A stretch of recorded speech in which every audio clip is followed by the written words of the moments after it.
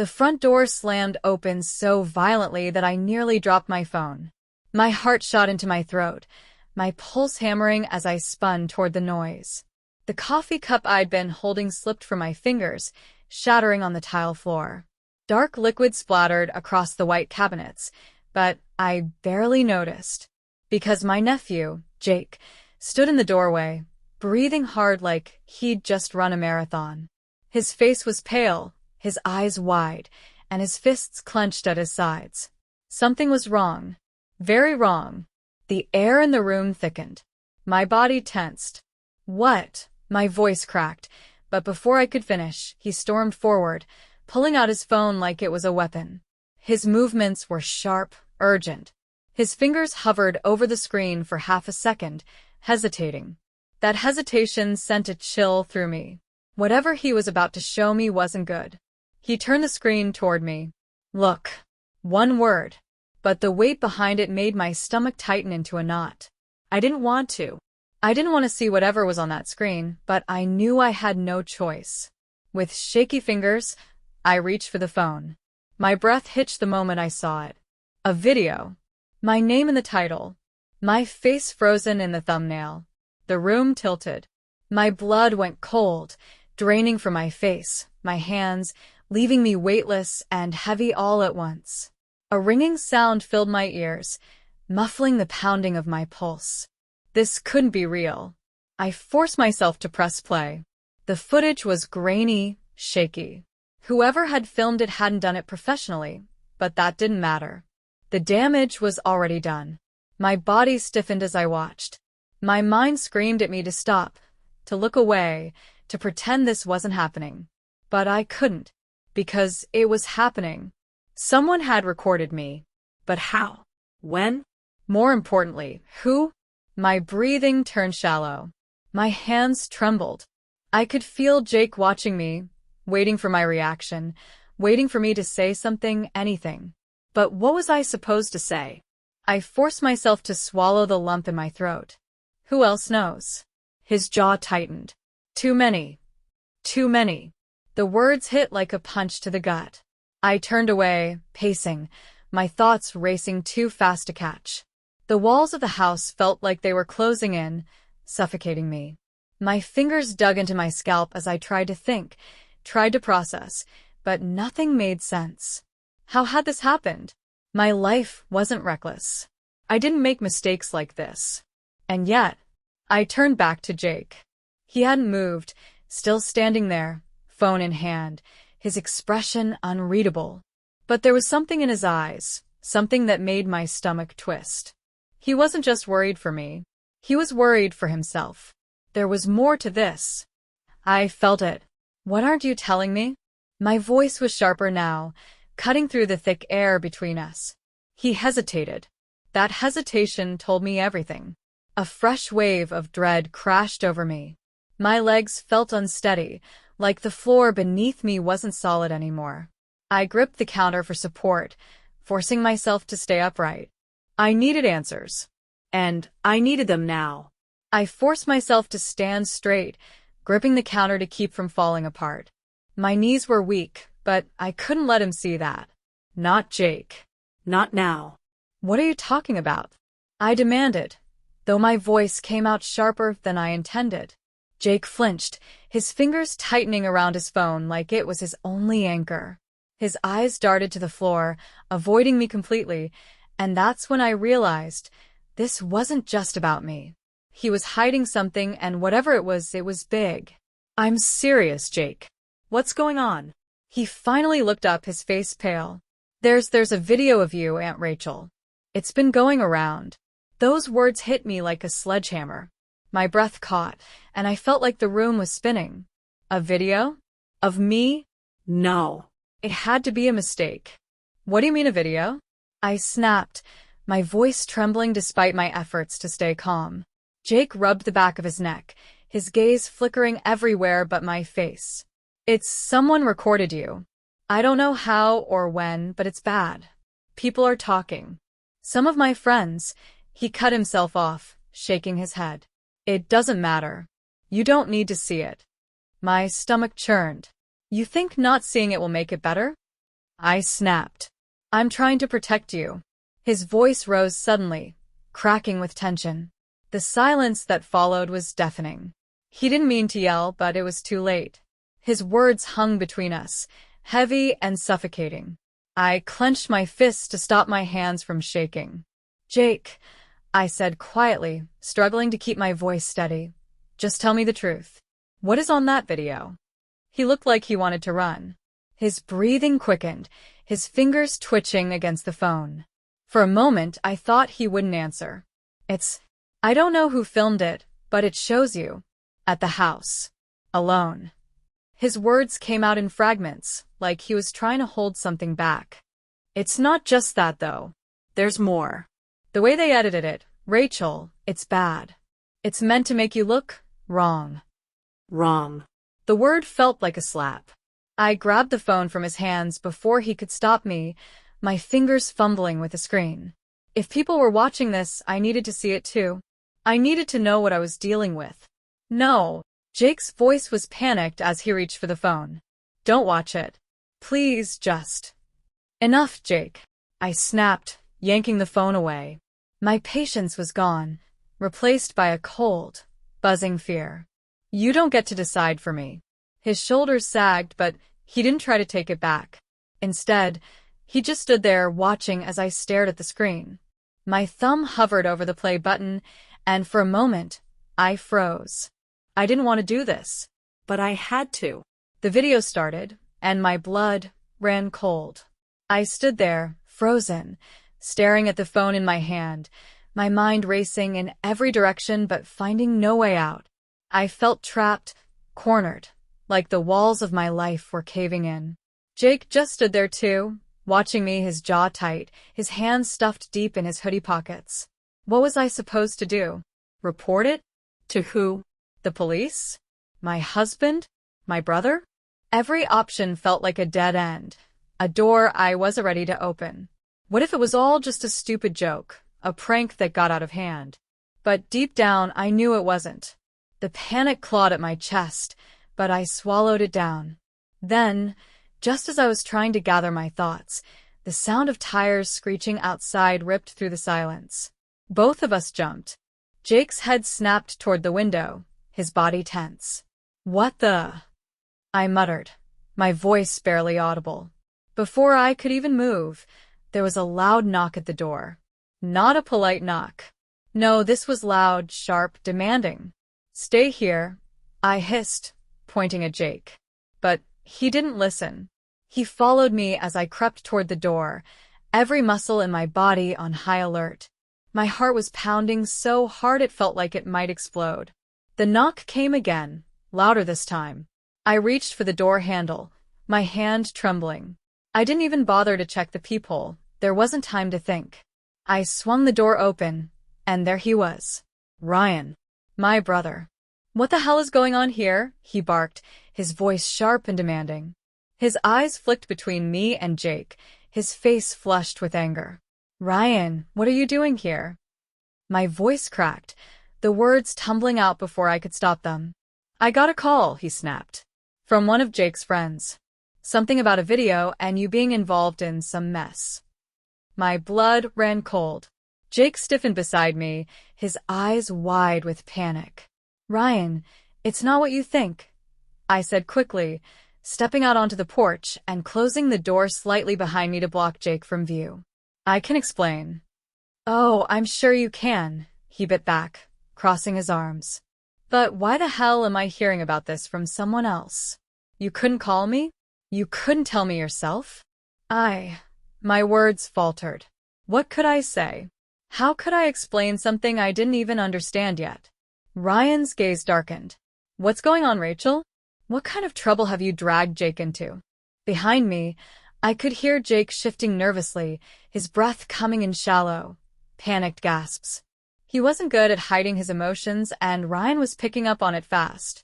Jake, get out here, Ryan ordered. No. I snapped, blocking the door with my body. Ryan, don't drag him into this. It's not his fault. But Ryan wasn't backing down. He stepped closer, his towering frame casting a shadow over me. If it's not his fault, then whose is it? Because this isn't just going to blow over, Rachel. You need to tell me what's going on, or I swear. Before he could finish, Jake pushed the door open and stepped out onto the porch. It's not her fault, Jake said, his voice trembling but steady enough to make Ryan pause. I found out about it before she did, okay? I was trying to help. Ryan's eyes narrowed, flicking between the two of us. Found out about what? The tension was suffocating. I could feel the weight of Ryan's suspicion, the fear radiating off Jake, the dread pooling in my stomach. This wasn't just about me anymore. Ryan, I said, my voice low and strained. We don't know everything yet, but you need to trust me. Please. Let me handle this. He didn't move. For a moment, I thought he might push harder, demand more answers. But then he exhaled sharply, running a hand through his hair. You've got one day to figure this out, he said finally, his tone cold. One day, Rachel. And if you don't, I'm stepping in. With that, he turned and stormed back to his car, slamming the door so hard the windows rattled. The engine roared to life, and he peeled out of the driveway, leaving me and Jake standing there in stunned silence. I felt like I was going to collapse. My knees were shaking, my hands still trembling. Jake looked just as pale, his face etched with guilt. We're running out of time, he said quietly, his voice barely above a whisper. He was right. Whatever this was, it was spiraling out of control, and I had no idea how to stop it. After that conversation with Ryan, something shifted between me and Jake. At first, I chalked it up to the stress of the situation, but as the hours turned into days, I noticed a pattern. He started checking on me. Constantly. His texts came early in the morning, late at night, even in the middle of the day. How are you feeling? Do you need anything? Are you okay? It wasn't invasive. If anything, it was thoughtful. Caring. But the sheer frequency of it caught me off guard. And the strangest part? I didn't mind. I told myself it was nothing. Jake was just being protective after the chaos with Ryan. He felt guilty. That's all it was. But deep down, I couldn't ignore the strange comfort those messages brought me. Because the truth was, I wasn't okay. My husband, Mike, had barely noticed the tension swirling around me. Even when I was quiet at dinner or stayed up late, staring at my phone, he didn't ask questions.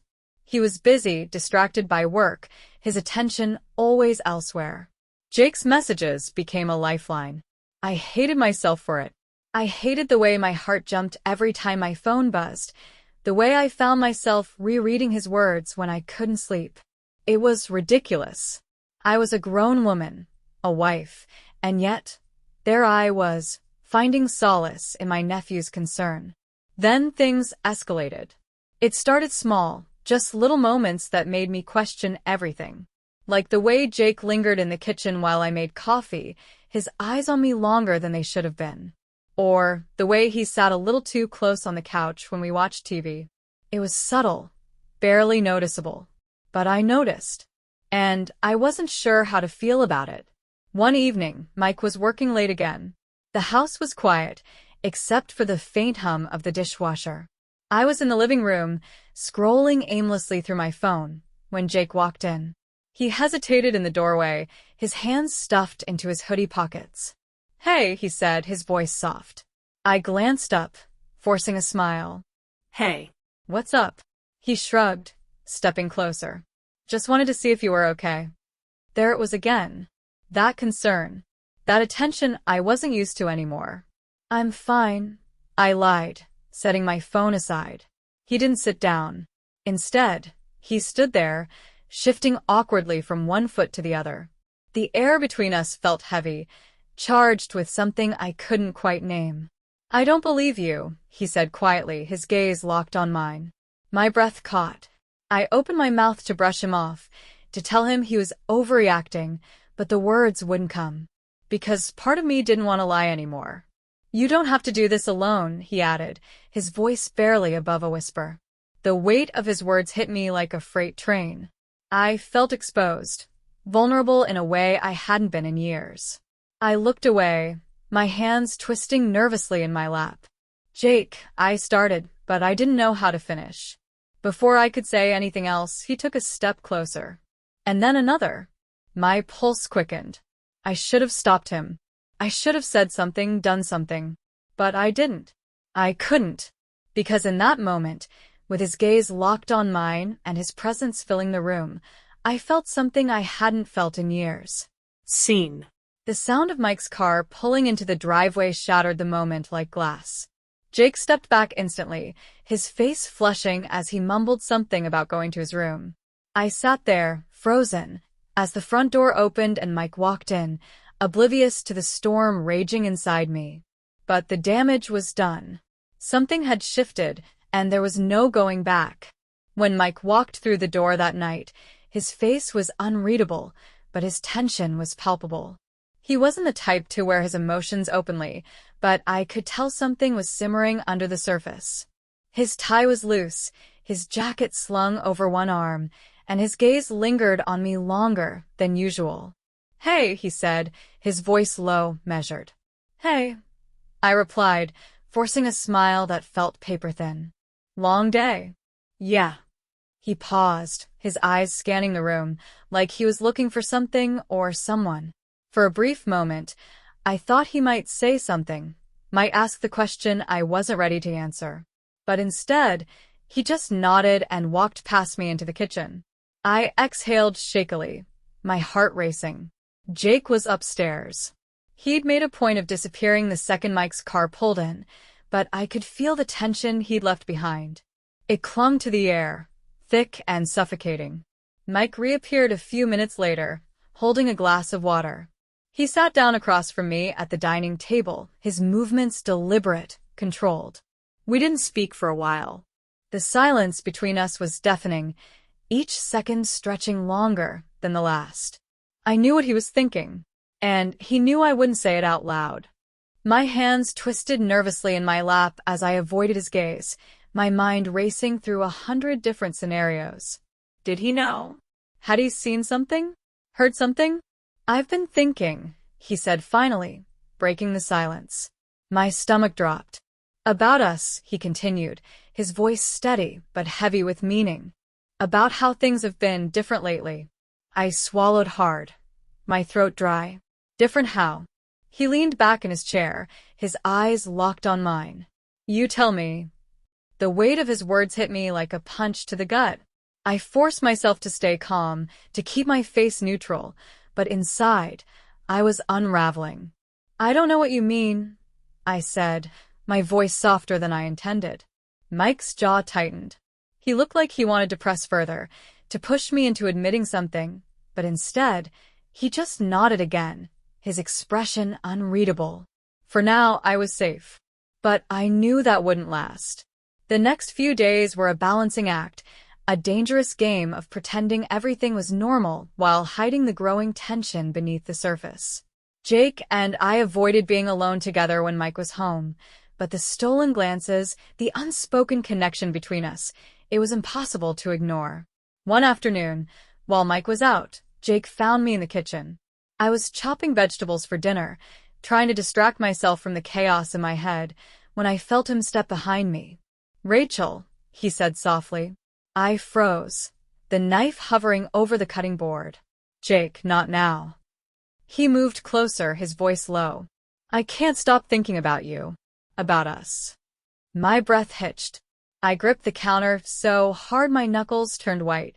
"We can't do this," I whispered, my voice trembling. "But we already have," he said, his hand brushing mine. The sound of Mike's car pulling into the driveway snapped us both back to reality. Jake stepped back instantly, retreating to the hallway as I frantically tried to compose myself.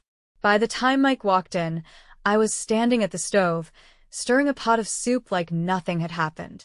He greeted me with a kiss on the cheek, but his eyes lingered on mine, searching for something I couldn't let him find. "Smells good," he said casually, but his tone was anything but. I nodded, forcing a smile. "It'll be ready soon." As he walked away, I felt the weight of his suspicion settle over me like a dark cloud. The walls were closing in, and I wasn't sure how much longer I could keep up the charade. By the time Mike suggested dinner, I was already at my breaking point. I was barely holding it together, the guilt and paranoia gnawing at me from the inside. Every glance from him felt like an accusation. Every pause in our conversations felt loaded with unspoken questions. And now, here we were, sitting across from each other in a dimly lit restaurant, the flicker of candlelight doing nothing to soften the tension between us. Mike was calm. Too calm. His face was neutral, his posture relaxed, but his eyes, they were sharp, watchful. He wasn't here for a nice evening out. I stirred my drink with a straw, trying to avoid his gaze, but I could feel it on me, heavy and unrelenting. "So," he said finally, his voice even. "How's everything been?" I almost laughed. The question was so simple, so harmless on the surface, but the weight behind it was crushing. I forced a smile, pretending not to notice the edge in his tone. "Fine," I replied, my voice a little too bright. "Busy, you know. Same as always." He nodded, but I could tell he wasn't buying it. "And Jake?" he asked, leaning back in his chair. "He's been spending a lot of time here lately, hasn't he?" My heart stopped. I gripped the edge of the table, my knuckles whitening as I tried to keep my expression neutral. "Well, he's family," I said with a shrug. "He likes hanging out with us. You know how close he is to Ryan." Mike's lips twitched into something that wasn't quite a smile. Right. Family. The silence that followed was unbearable. I could feel my pulse pounding in my temples, the air around us thickening with every passing second.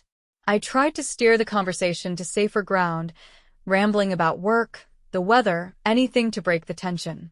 But Mike wasn't letting it go. He kept circling back, his questions becoming sharper, more pointed. And then he said it. "I feel like something's changed," he began, his voice low and deliberate. "Between us. Between you and Jake." My stomach flipped. I dropped my fork, the clang of metal against porcelain cutting through the quiet hum of the restaurant. Mike didn't flinch. He just stared at me, waiting. "What are you talking about?" I asked, my voice shaking despite my best efforts to sound casual. "I'm talking about how distant you've been," he said, his gaze piercing. "How you've been acting like a completely different person. And how Jake seems to be around every time I turn around." Panic surged through me, and I felt like the walls were closing in. I couldn't breathe, couldn't think. I opened my mouth to deny it, to defend myself, but the words wouldn't come. Mike leaned forward, his voice dropping to a whisper. "What's going on, Rachel? Tell me the truth." The weight of his accusation hit me like a freight train. My hands trembled as I reached for my glass, taking a long sip to buy myself time. But there was no escape, no way to dodge the questions I knew were coming. Before I could respond, my phone buzzed on the table. Jake. The name lit up the screen like a neon sign, and Mike's eyes locked onto it immediately. His jaw tightened. "Are you going to answer that?" he asked, his voice deadly calm. I snatched the phone off the table, my hands shaking so badly I could barely hold it. "It's nothing," I said quickly, shoving it into my bag. "Just a message from Ryan." Mike didn't say anything, but the look on his face said it all. He didn't believe me. The rest of the dinner passed in a blur. I barely touched my food, too consumed by the weight of his suspicion and the panic coursing through my veins. By the time we got home, I felt like I was about to shatter. As we stepped inside, Mike grabbed my arm, pulling me back before I could escape upstairs. "This isn't over," he said, his voice low and firm. "You're hiding something, Rachel, and I'm going to find out what it is." I froze, my breath catching in my throat as his words sank in. I had been so careful, so deliberate in covering my tracks, but now it was all unraveling. Mike wasn't letting this go, and I was running out of time. As he walked away, the tension in my chest tightened into a knot. I knew this was only the beginning. If I didn't figure out how to handle this, everything was going to fall apart. And the worst part? I wasn't sure I even wanted to stop it. I stood in the dimly lit restroom, gripping the edge of the sink as I stared at my reflection. My chest heaved with each breath, my pulse thundering in my ears. I barely recognized the woman looking back at me. She looked cornered, trapped, but there was something else, resolve. I couldn't keep running. If I walked back to the table, if I sat across from Mike and continued pretending, the weight of it would crush me. But if I walked out the back door, if I ran straight to Jake, No. that wasn't an option. This had to end.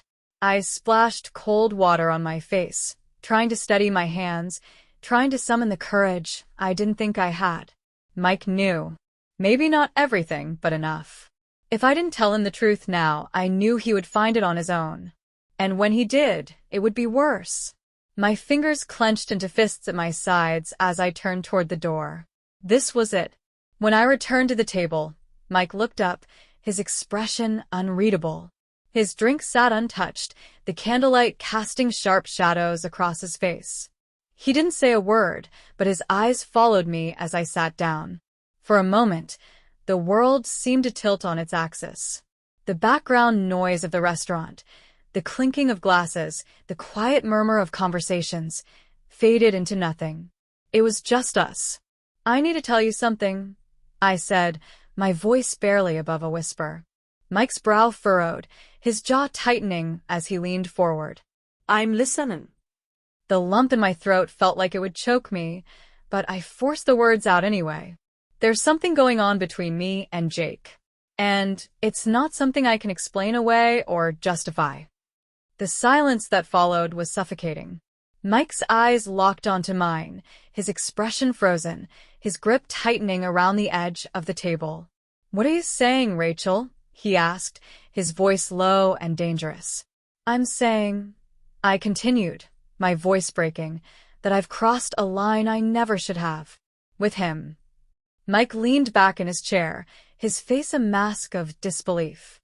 "How far?" he asked after a moment, his words sharp and clipped. "How far, Rachel?" I felt the tears burning at the corners of my eyes, but I refused to look away. "Far enough," I admitted. "It started with stolen moments, glances, things I didn't stop when I should have. But it didn't stop there. We spent time together here. Alone. While you were at work." Mike's face twisted, a mix of anger and something else, hurt. "You're telling me you brought him into this house? Our house?"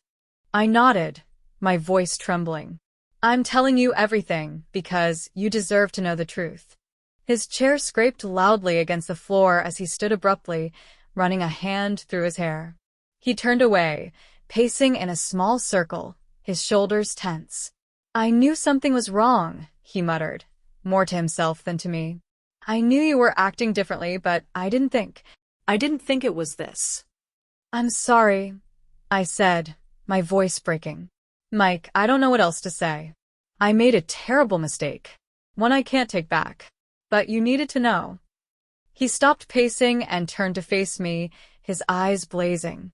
"You think an apology is enough for this? Rachel, he trailed off, shaking his head in disbelief. "He's your nephew. Do you understand what you've done? To us? To our family?" The weight of his words crushed me, and for the first time, I couldn't meet his gaze. "I know," I whispered. "I know I've ruined everything." Mike stood there, breathing heavily, his fists clenched at his sides. For a moment, I thought he might lash out, yell, do something to release the anger I could see simmering just beneath the surface. But instead, he took a step back, his expression hardening. "I need time," he said finally, his voice cold. "Time to process this. Time to figure out what the hell I'm supposed to do now." I nodded silently, my throat too tight to speak. As he turned and walked away, leaving me alone at the table, I felt the full weight of what I had done crashing down on me. This was the end of everything. And yet, as I sat there in the empty silence, I couldn't help but wonder, was it really over? Or was this just the beginning of the fallout? Mike didn't wait long to make his move. The next evening, he walked into the living room where I'd been nervously sitting, pretending to read a book but barely able to focus on a single word. His face was calm, almost too calm, but his eyes told me he was a man who had made up his mind. "Rachel," he said firmly, his voice slicing through the air like a knife.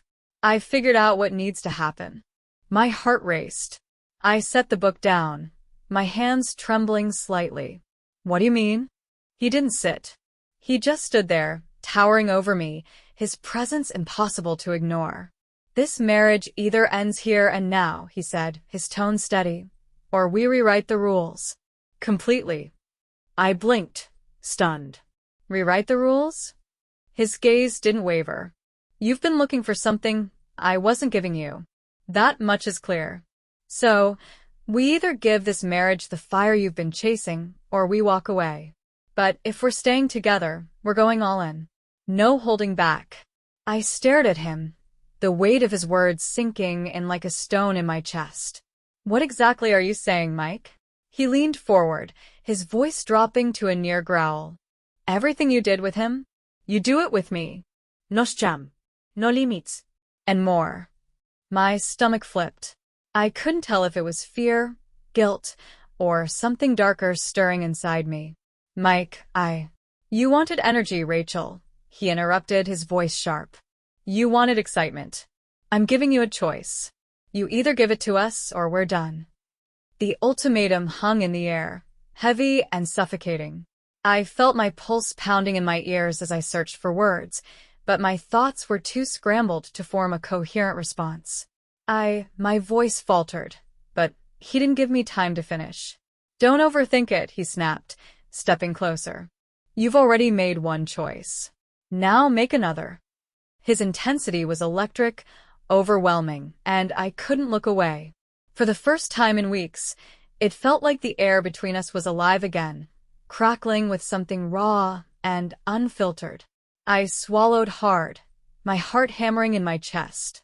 All right, I said finally, my voice barely above a whisper. I'll do it. I'll do whatever it takes. Mike didn't smile, didn't relax. He just nodded once, his expression unreadable. Good. Then we start tonight. Tonight? My stomach twisted, a mix of dread and anticipation flooding through me. Yes, he said simply, his tone leaving no room for argument. He leaned in closer, his voice dropping to a near whisper. And I'll decide how far this goes. Before I could respond, he turned on his heel and walked out of the room, leaving me sitting there in stunned silence. My mind raced with what his words meant, the implications of what I'd just agreed to. The sound of his footsteps faded up the stairs, and I was left alone, the tension in the air still pressing down on me. I didn't know what to expect next. But I knew one thing for sure. It wasn't over.